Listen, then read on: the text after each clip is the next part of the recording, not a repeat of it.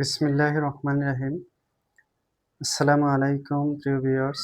আশা করি মহান আল্লাহর রহমতে যে যেখানে আছেন ভালো আছেন, সুস্থ আছেন। সবার সুস্থতা কামনা করে আরও একটি হীরা বান কাটা মন্ত্র নিয়ে আসছি, স্বয়ং সিদ্ধি মন্ত্র। তাই সম্পূর্ণ ভিডিও দেখবেন আর অবশ্যই আমার চ্যানেলটি সাবস্ক্রাইব করবেন, লাইক কমেন্ট করবেন যদি ভালো লাগে, আপনাদের উপকারে আসে। এই হীরা বান কাটা মন্ত্র খুবই ছোট একটা মন্ত্র কিন্তু খুবই পাওয়ারফুল। এটা শিবচক্র জালের মন্ত্র, স্বয়ং সিদ্ধি মন্ত্র।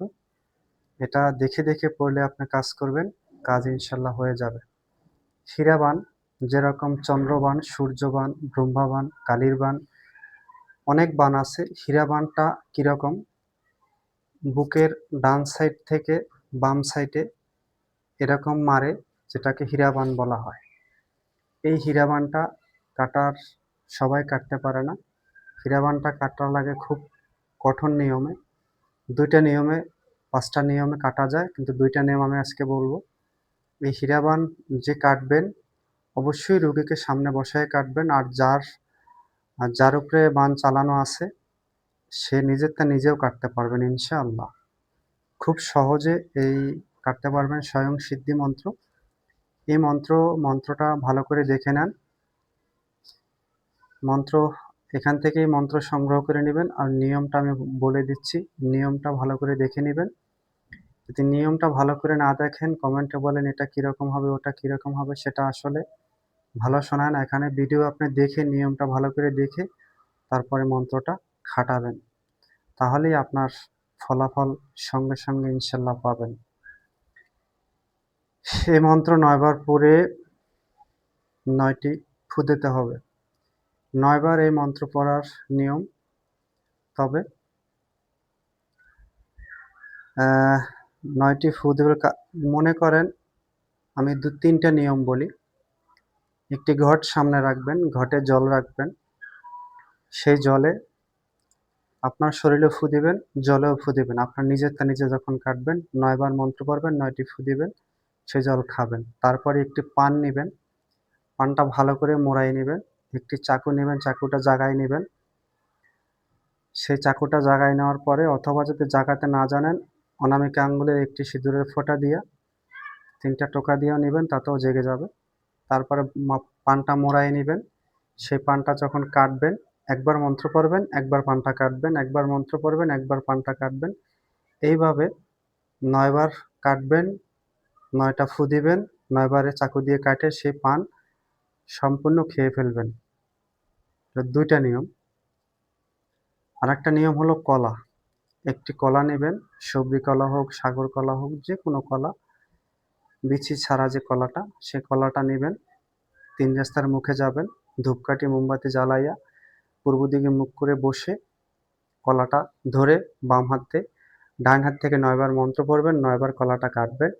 কেটে চলে আসবেন, পিছনে ফিরে তাকাবেন না। এভাবেও হীরাবান আপনি কাটতে পারবেন। হীরাবান কাটা মন্ত্রটা খুবই ছোট কিন্তু খুবই পাওয়ারফুল। আপনি এটা পড়লেই বুঝতে পারবেন যে কত পাওয়ারফুল এই মন্ত্রটা। যেকোনো ধরনের বান এটা দিয়ে কাটতে পারবেন। তবে হীরাবান কাটার মেইন অস্ত্র হলো, কাটানটা হলো এটা। আশা করি সবার ভালো লাগবে, কারণ বর্তমানে বানবিদ্যা আমি আজকে ইউটিউবে বানবিদ্যা দিচ্ছি। এরা অনেক আগে দিচ্ছিলাম, কারণ একজনের অনুরোধে দিচ্ছি আজকে। বান আসলে শত্রু এমন রকমের ঘায়েল বর্তমানে হচ্ছে, একটু কথা কাটাকাটি হলো তাকে বান চালানো দেয়, তাকে হুমকি দেওয়া হয়, আমি এই করতে পারি, ওই করতে পারি। আসলে বাবার বাবা আছে, এটা বুঝতে হবে। আপনার চেয়েও যে জানা পৃথিবীতে অনেক লোক আছে, সেটা বুঝতে হবে। আপনি যে সব জানেন, সবকিছু করতে পারবেন, সেটা কখনো ভাবা উচিত নয়। সবাইকে আমি একটা কথাই বলি, অল্প বিদ্যা ভয়ঙ্করী হবেন না। কোনো মানুষকে কথায় কথায় কষ্ট দিবেন না, কারণ তার সম্বন্ধে জেনে শুনে আপনার তার সম্বন্ধে বলা উচিত অবশ্যই। এই হীরাবান কাটার কাজ করবেন। আর হীরাবান কাটবেন যখন, অবশ্যই কাটান করার পর গোসল করে নেবেন।